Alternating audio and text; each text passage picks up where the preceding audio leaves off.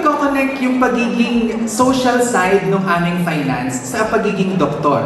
I researched a bit, and there is what we call the beauty premium. Sa middle class teachers, there's a substantial beauty premium for face-to-face interactions. In Germany, there's also an average beauty premium in the middle class, no? 2 to 4% above for women and 5 to 7% above for men. For high school graduates naman, ito yung nakakatawa. Sa waiters, ganyan. Very attractive high school graduates earn 5 to 10% more than average-looking individuals. Yung plain beauty, hindi ka maganda, hindi ka pangit, plain ka lang, you're being penalized for that. 3 to 5% lower yung kinikita mo. How much more kung ugly ka? There's a gap of plain versus very attractive by as much as 15%.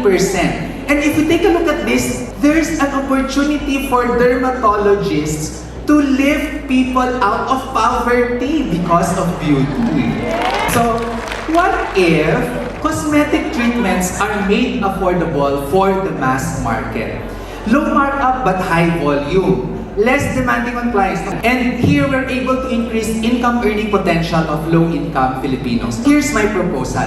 Democratization of beauty, pathology, and aesthetic services for nano enterprises. We have a facility to be accredited by PhilHealth.